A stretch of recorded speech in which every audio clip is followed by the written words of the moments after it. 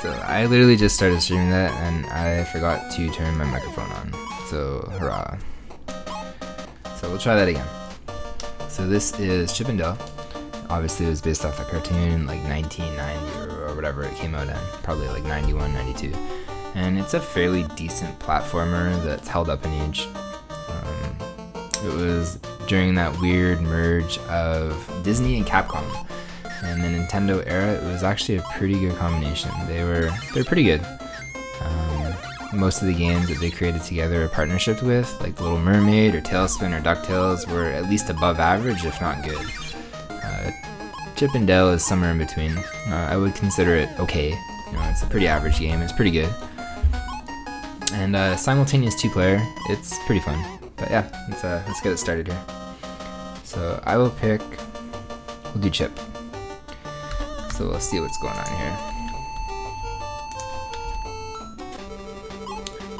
So as I was explaining, that nobody heard anyway, there's some pretty simple mechanics in this game. There's heavy objects, which basically lower your jump arc, and then normal objects you can jump high. You can throw everything that you can pick up, and that's your primary way of attacking enemies and so forth. You collect flowers and stars for various 1-ups, and outside of Bug, I forget the guy's name, who acts like a star from Super Mario 3. There's not a whole lot of other mechanics to talk about. Gizmo? Is that his name? I think that's DuckTales. I think I'm mixing franchises here. So whatever this guy's name is, I forget his name. But there's some other elements scattered in. Not a whole lot to report though. It's a very simplistic platformer and probably geared towards the age demographic it was way back when, you know, kids. So the bosses, everything aren't very tough to beat. I think they all take 5 hits and they're very simplistic. They don't have crazy patterns or anything like Mega Man or whatever other franchise you want to throw out there. So I think I will... Oh wow, I'm surprised I died. All the way back, yes, nice. Alright, well, let's not do that again, that was pretty dumb. I can almost call it, that was a very stupid death. That's probably the only death you'll see, I think, this entire thing. Not a very hard game.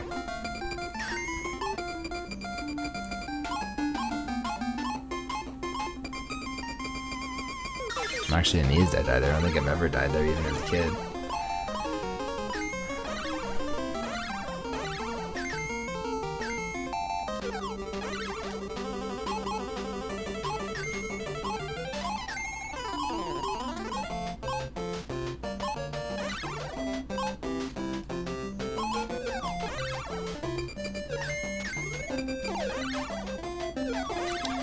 So as I was saying when the microphone was muted in the previous one, I didn't understand the function of the heavier objects, and I don't still understand the function of what they do.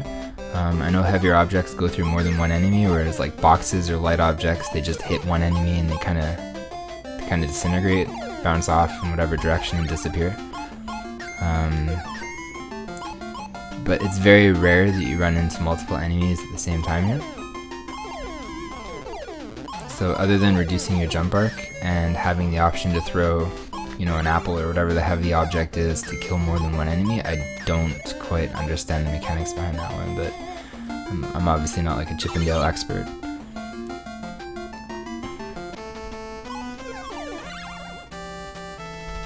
You can see the enemies are very basic here.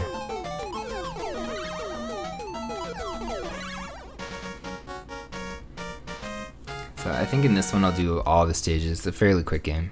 I'm pretty sure in the bonus stages all the stars, like the 1-up stars, are up there. So you'll see me open that box a lot.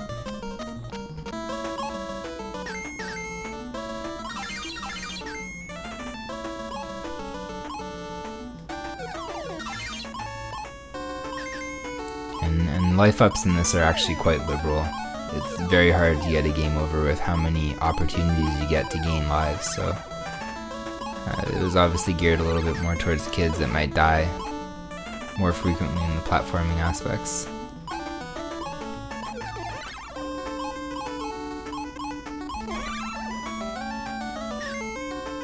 For some reason there's a boss fight already here.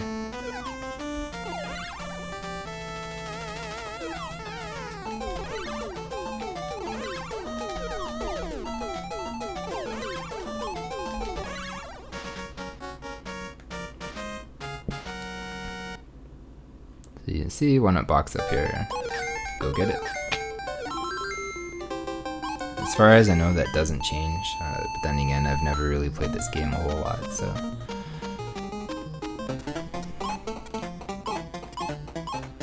So I guess the only other thing to note is this is obviously a side-scroller. It's like a platforming game, but you cannot go back. Once you transition the screen forward, that's it.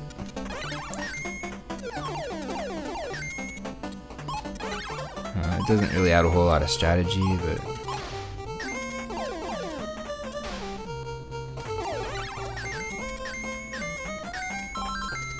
so you can do things like every 100 stars or 50 flower things. I think it's every 10 stars, every 100 flowers or something like that. You'll produce yourself a 1-up, so I'm not sure the exact numbers, but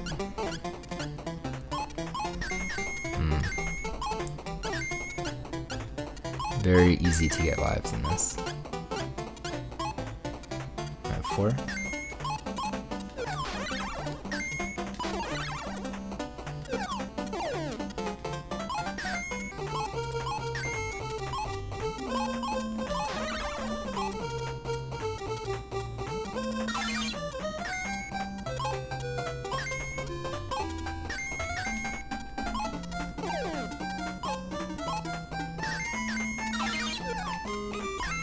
So that P reduces the jump arc on heavy objects, like it allows you to throw them as if they were light objects.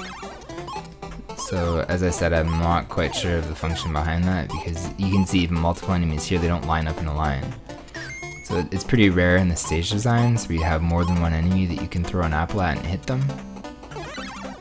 So it seems kind of like a waste of a power up to me, but whatever, maybe I'm missing something.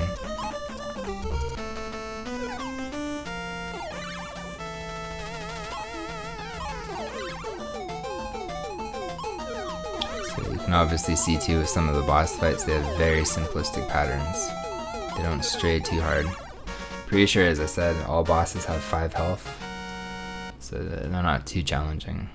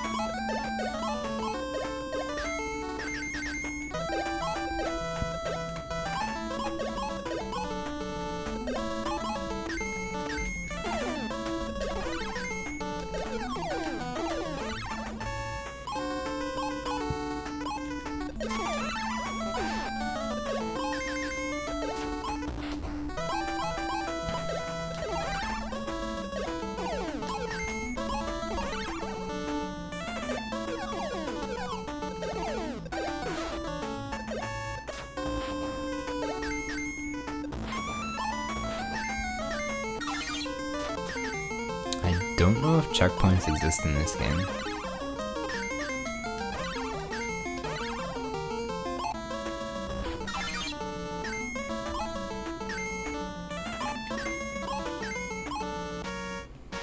Oh, I guess there's no boss in that stage.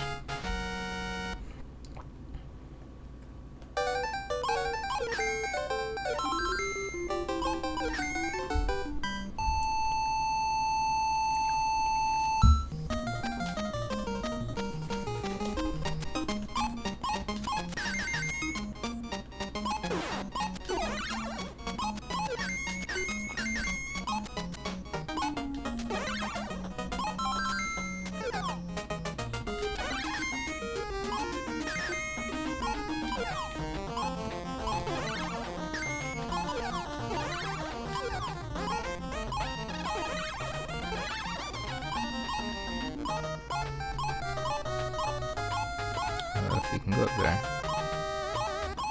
Oh, yeah, you can. Oh yeah, stay there, see? 2 enemies in a row, but that doesn't happen very often.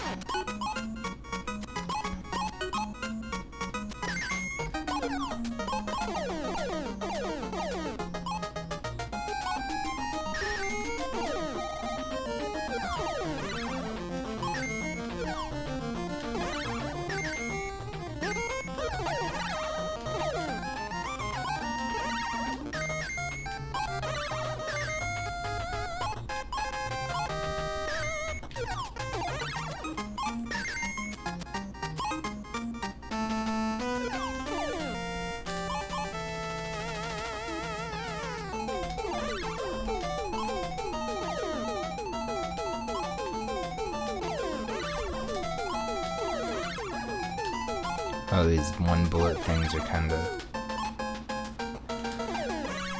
inefficient.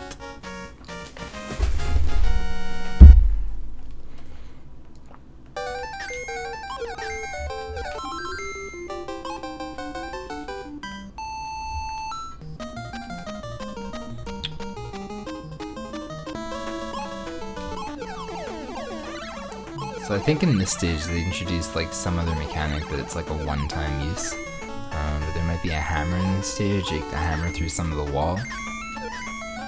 Sounds about as exciting as that sounds, but that's probably the only variation that you get some of the stages here.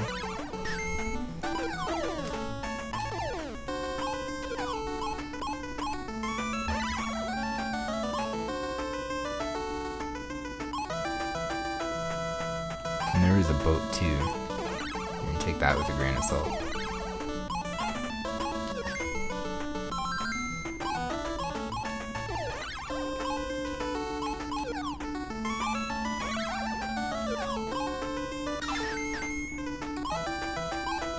Oh, damn. Apparently you can't go on the boat holding a box. I did not know that.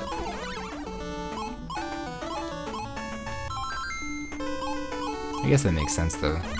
Holding a box above your head would be pretty hard to drive a boat. Yeah, let's try that again. Okay, much better.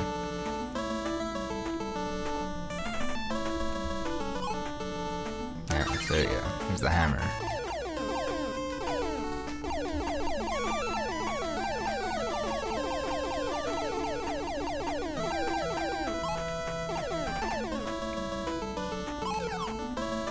Can you use the hammer to hammer things?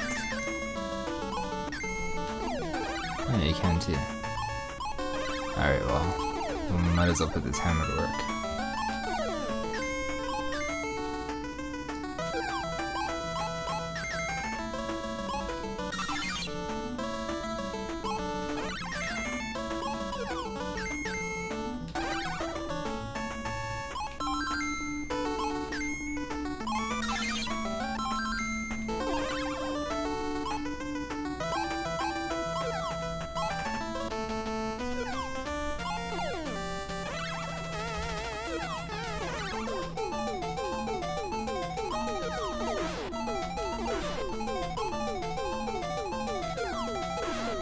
Not bad.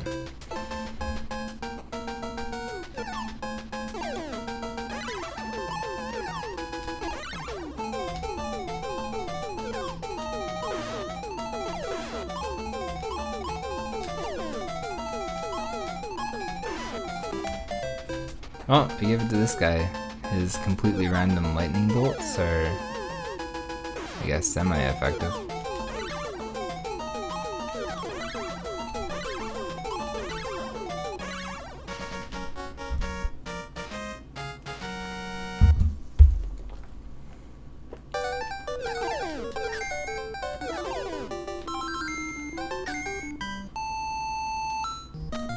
Watch out for the pipe. Good advice.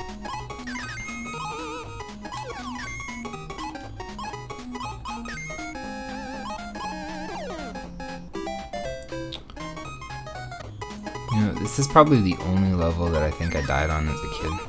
There's a pipe scaling section that's not hard, but with the way that the screen scrolls up, if you're not careful, you can actually kill yourself very easy.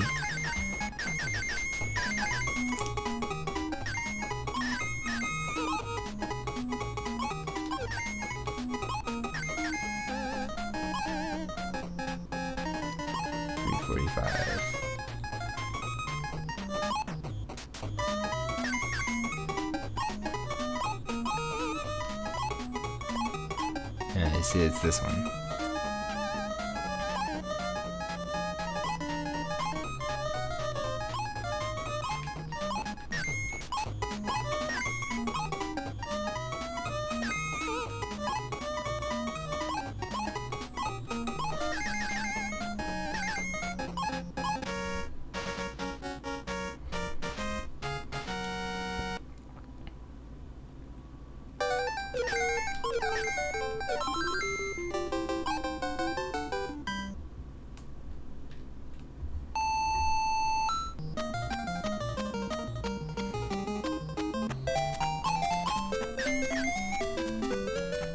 Oh, jeez. Jumpers.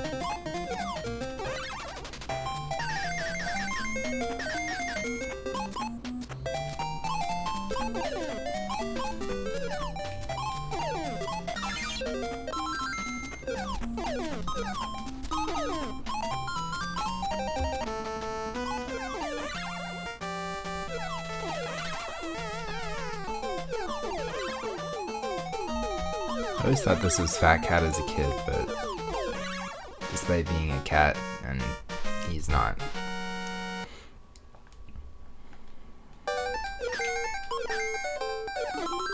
Moderately slender, skinny cat.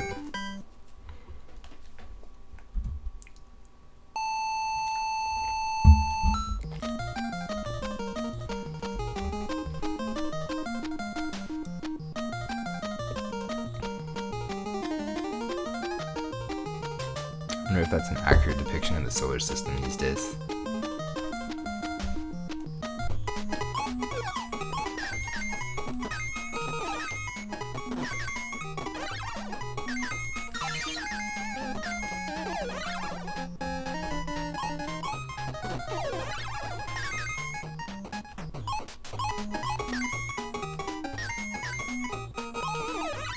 remember as a kid, my brother and I would play this, but we would not play it very sensibly. You can pick up the other player and just toss them around like they're a box. Not that far, but I'm gonna die getting that. Oh, maybe not. But yeah, you can throw them off cliffs and all kinds of other stuff. So it's very hard to play 2 players without, you know, just tossing them off the edge. Or maybe that was just my problem. I think he played sensibly, but I just kind of tossed him.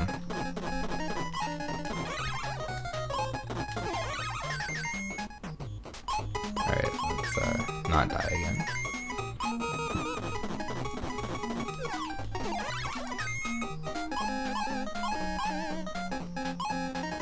Wow, can't believe I did that. That was incredibly dumb.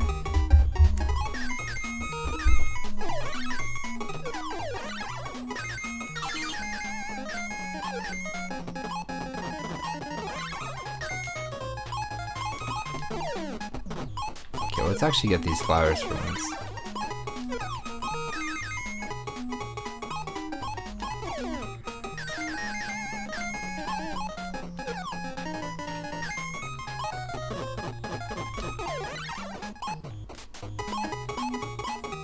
Okay, not this time, ghost guy.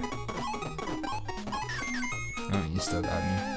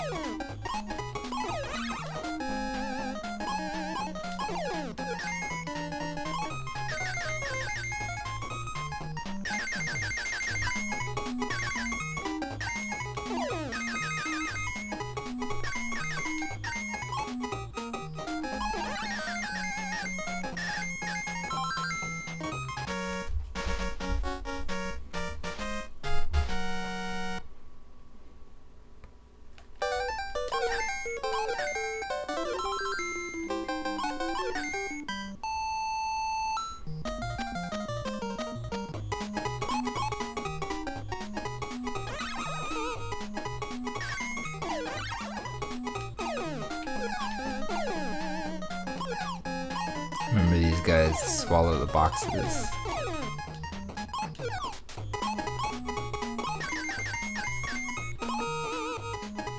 Hit them in the legs? I see.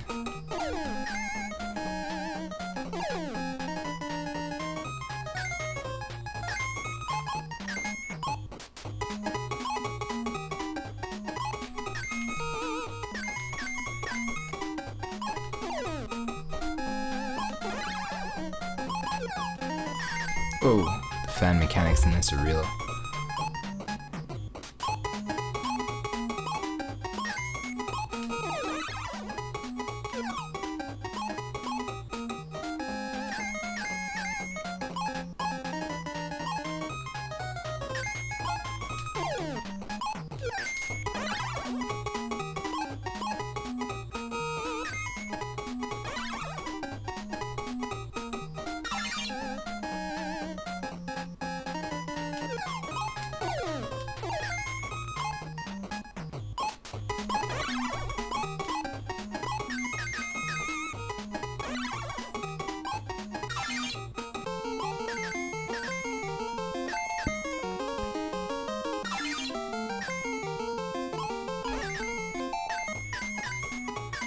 I never really watched this show as a kid.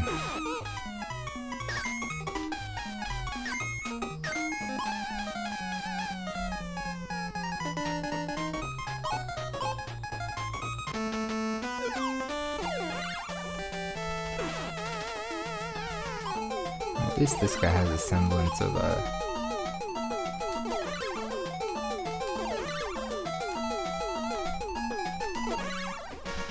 some challenge.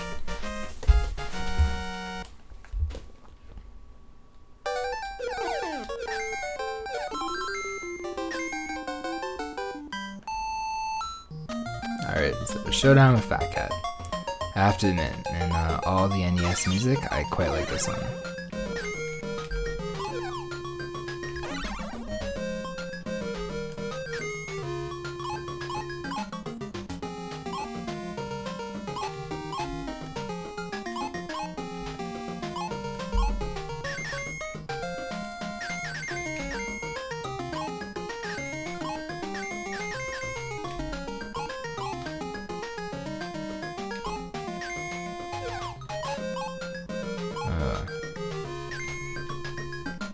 Like weasels in any game.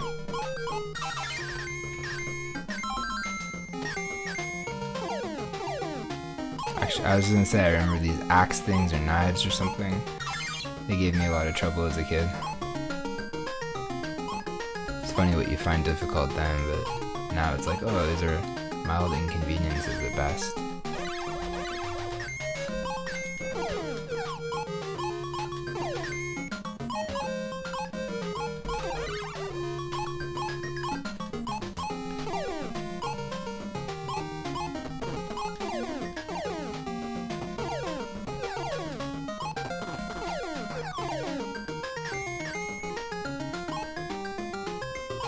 Okay, this part is actually dangerous. No, I knew that was gonna happen.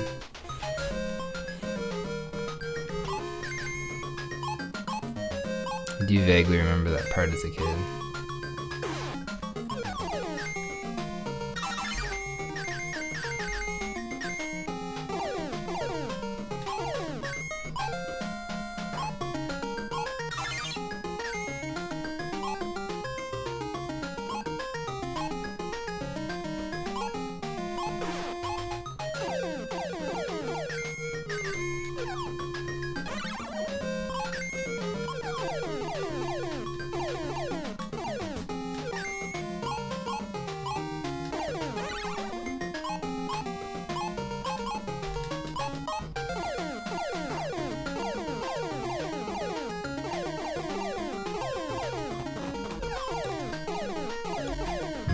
No acorn. Oh, there's one. So there's that one.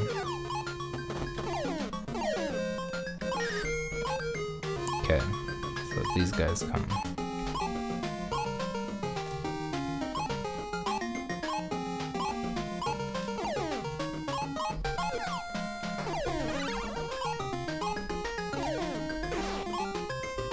Okay, I'll take that.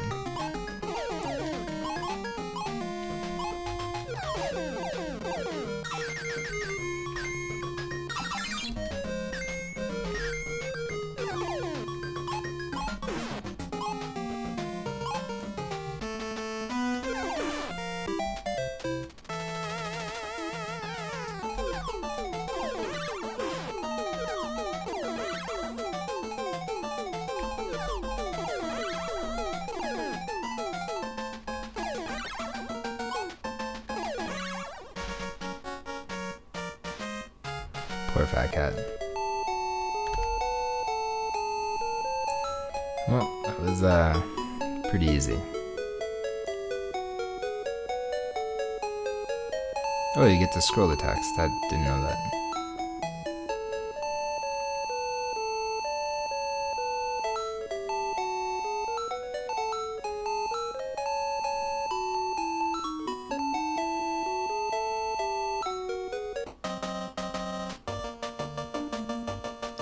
Well, that's the Rescue Rangers. Pretty quick. I probably shouldn't died as much as I did, but cool. Well, I'll set up to stream something else here. Be back in a bit.